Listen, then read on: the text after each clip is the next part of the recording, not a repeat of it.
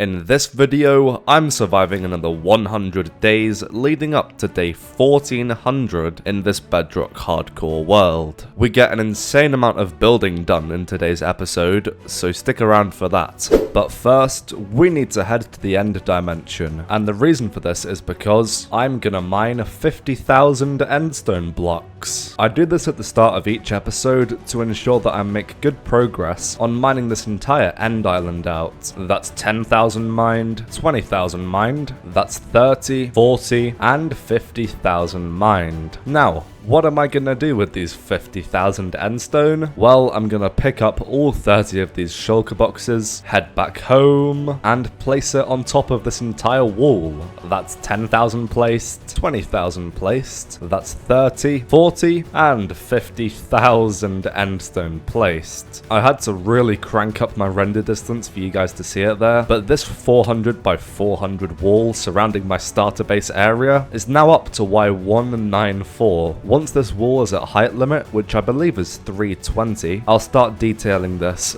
But yeah, I'm glad I found a use for all of the endstone that I've been gathering up, and I love the way this wall makes the entire starter base area look a whole lot more finished. There is still tons of progress to be made here, but in today's video, like I said in the intro, is gonna be focused on the end hub. As you can see, I've already made a start on this project in the 1000 days video, but I've got so much more to add to this build, and it's gonna look so good once it's finished. However, before I start building, I need to collect the materials. So what I'll need is some warped, as well as some blaze rods and chorus fruits. Now we can smelt the chorus fruit. Now I can craft some end rods. I really didn't want to manually gather them this time. Well, it took a while, but I now have all of the materials for this end hub expansion.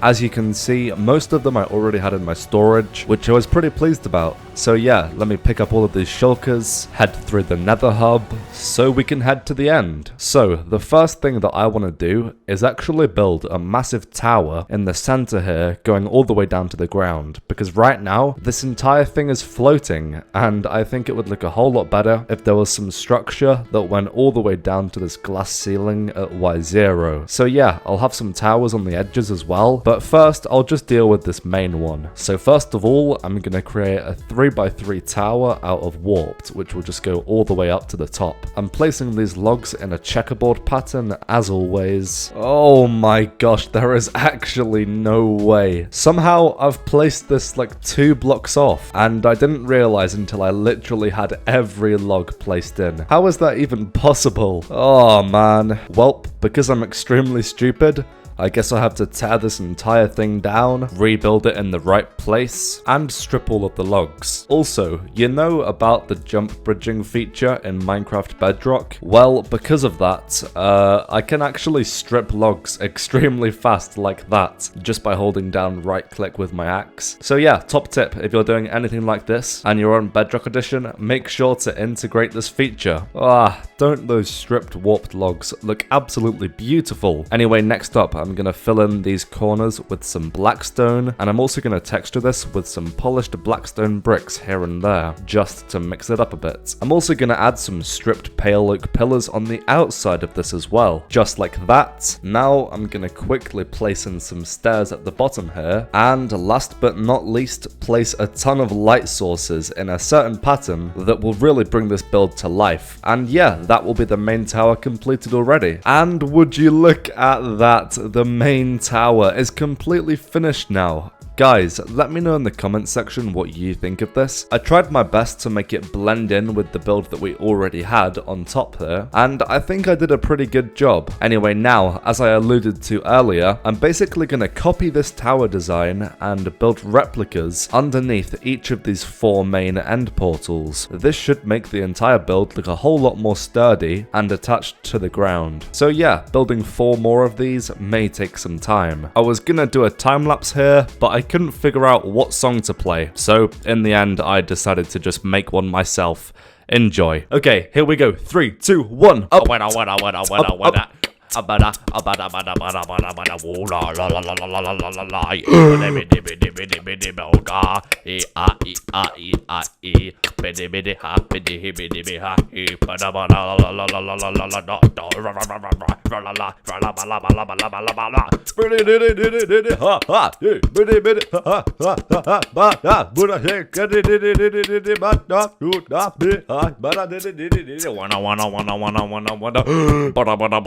What? Whoa, wait, no, the time lapse hasn't ended yet. No, come back, no! Well, that was incredibly odd, but believe it or not, we now have all 5 towers placed in. If we go in third person here and fly a little bit away, you'll see that, look at that. Doesn't this entire build look so much better with these massive pillars? I personally am a huge fan of this addition, but I'm not done yet. You thought a measly 5 towers was all I was gonna do today? Are you kidding me? No, we've got more work to do on this end hub revamp. Oh my god, I think it's revamp. Pronunciation lessons with the Smurf. Anyway, yeah, enough rambling on. What I want to do next is actually expand this main platform. If we go into free cam here, as you can see, I've got 4 main pathways. What I really want to do is add 4 more diagonal pathways going from these sections here, just because I think this will look a whole lot more grand and cool. So yeah, without any further ado, let's get back to building. We will need to place pale oak logs, blackstone, warped, end rods and frog lights, and last but not least, the blue stained glass on top. This little section here took like 3 hours to build for some reason. I have no idea why. I think it's because a lot of these warped logs and blue stained glass panes took ages to place in this particular way. But yeah, having these extra 4 pathways all placed in now makes this build a lot more interesting in my opinion. I think I will just keep expanding to this as time goes on, because this end hub might honestly be the build that I'm most proud of in Minecraft. In terms of the next stages, I'm thinking of having a massive ring surrounding the rest of the end portals, and I might even switch out the glass at the bottom of the end to be decorated in the same style. Unfortunately though, those massive projects are things that we'll have to do in another episode, because I think that this is all we're gonna do today. We've made excellent progress here. Next up in today's episode, I want to deal with villagers. The reason for this is because I eventually want a full shulker box of every single maxed enchanted piece of gear. So I'll need 27 netherite swords, 27 netherite hose, 27 netherite chest plates, 27 elytras, etc, etc, etc. The reason for that is because once I have a full shulker of each, if I accidentally break any of my gear, it won't be an issue as I'll have many spares, and I think 27 of each should last us to 10,000 days, which is my long-term goal for this world. And to acquire all of the enchanted books I'll need for that, I'm gonna have to use villagers. As you can see, I already have some next to my iron farm here, but these are all Fletchers, and I've already traded with each of these already, meaning that they're all locked and I can't make them librarians. So because of that, I'm gonna have to get some new villagers. Okay, here we go. With that explained, I'm gonna get a bunch of temporary blocks and create the world's ugliest villager breeder you've ever seen. I don't need anything fancy, all I need is a contained space where all of these guys feel comfortable to have babies with each other. That's the lovely contained space sorted. Next up, I need all of you guys to come in here. Literally. Non-family friendly jokes aside, I guess I'm just gonna take the leap of faith and break all of these workstation blocks. Wait, villagers that I've traded with already still can make new villagers, right? I thought they could, but now I'm second guessing myself. I could Google it, but to be honest, it's probably too late already, as I have just let all of them out. For some reason, they're not coming towards here. Okay, one guy is. Let me put the rest of these blocks away. I didn't think I'd need that much, but I still brought an entire inventory. And let me grab a bunch of string so that I can make a bunch of wool. Then I can grab a bunch of planks and craft a ton of beds. I don't think 13 is going to be enough. Luckily, I have even more wool over here though, and now I can make 14 more. Awesome. Now I can place all of these beds down in our lovely breeder here, just like that. Now I just have to annoyingly get all 20 of these villagers inside the breeder, and last but not least, chuck a bunch of carrots at these guys. And because of all the beds, these guys should start breeding. Hey, let's go. I see the love particles already. I'm only looking for research purposes. Don't worry about me standing in the corner here. Hey, a baby villager. Let's go. Welcome to Bedrock Hardcore. His forehead is almost as big as mine in real life. Anyway, yeah, enough shenanigans. I'll see you guys once I have enough baby villagers. I'm not sure how many I'll need. I think roughly I'll need maybe 30 or so for all of the different enchantments. So yeah, I'm just gonna go back and forth, chucking down food, placing more beds, and yeah, hopefully this doesn't take too long. Well, it took absolutely ages,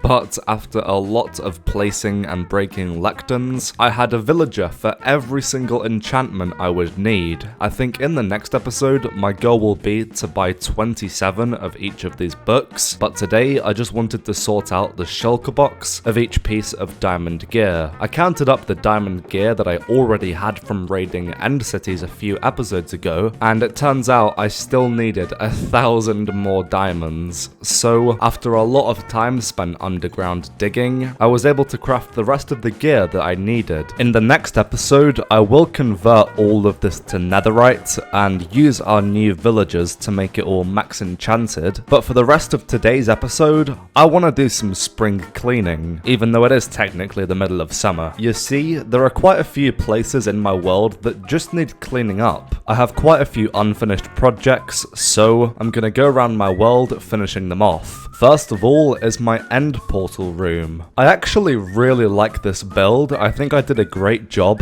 but something I hate about this is the fact that there's snow on top of everything. The nearest stronghold happens to be in a snowy biome, which wouldn't normally be an issue, but because a big part of this build looking good is the black contrast here, with snow on top of it, it kind of just ruins the aesthetic. So I'm gonna head back home, and I'm gonna get a bunch of glass so I can place a massive roof on top of the build. That way it'll be impossible for snow to fall down. Unfortunately though, I seem to be completely out of glass. I could smelt a bunch of my sand, but I have a better idea. Let me get all of the emeralds to my name and get my new librarian villagers to trade me it. Wait, librarians do trade glass, don't they? I thought I was being really smart then, remembering that. Okay, they do trade glass, but it's at level 3. Oh jeez. I don't know if I have the funds to level you guys up. Okay, never mind. Plan B. I'm gonna get a bunch of furnaces, as well as a couple shulker boxes of sand, and painfully wait for it to all smelt. You know, I really should build a super smelter at some point. There we go. Now we can break all of the furnaces, collect all of the XP, and put all of my glass into these 2 shulker boxes. We now have 3,456 glass, and the square root of that is 58. Because our end build is 50 by 50, I should have more than enough. Now we can go back to the end portal room, tower up to sky limits, take off my connected glass texture pack so I can actually see, and place all of this glass down. Also, before somebody comments, yes, I do know that I could just place string on top of every single block,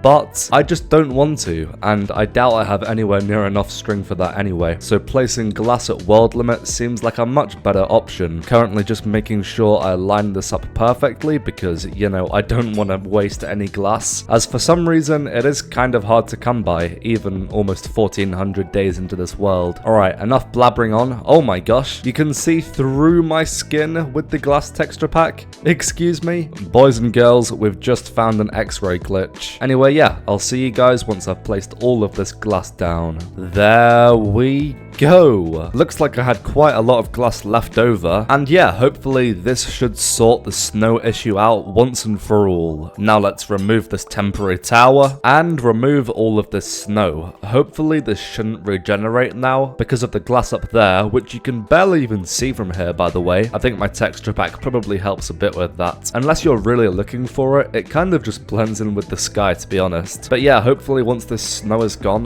this build should look a whole lot better. Yes, yes. It's a yes from me. That looks so much nicer. As you can see, it is currently snowing, but the glass is doing its job and keeping it away from our lovely build here. Next up, I want to move this nether portal because it is in a bit of a temporary position right now, but somehow I just completely forgot to put it in a proper place when I was actually building this. So first of all, let's just break all of the obsidian, and I'm not actually sure where I'm going to put this. I have these 4 big rooms dug out right here. I'm not entirely sure why I dug these out. Maybe I could have 4 big portals in each one, but that does seem pretty overkill. I think what I'll do is I'll dig one of these sections out. I'll leave the other 3, but I'll turn this into the nether portal. Yeah, I like that idea. It looks like I'm gonna need some more obsidian if I want to make it a nice size. Luckily, I've got basically unlimited in my storage system here, just from mining out the end pillars. Whilst I'm here at my base, I'm gonna get some sand, as well as some gravel, and some black dye. Now with all of those 3 materials, I can make a bunch more black concrete, which I think I'll need in a second. Alright, we're back in the end portal room now, and I'm gonna place a whole bunch of black concrete behind this nether portal here. I'll just have to hydrate it with some water, and yeah, this looks a whole lot cleaner. The question is though, will this link up properly to my nether hub? Yes it will. Let's go. The last thing I need to do to complete this area is to honestly just fill this entire wall in with black concrete. I can't actually remember why I dug this space out. I must have had an idea for something, but yeah, I think at this point, to finish off this build and not make it too ugly, I'm just gonna fill the walls in. And would you look at that? This entire place, it's fixed, it's mended, it's sorted,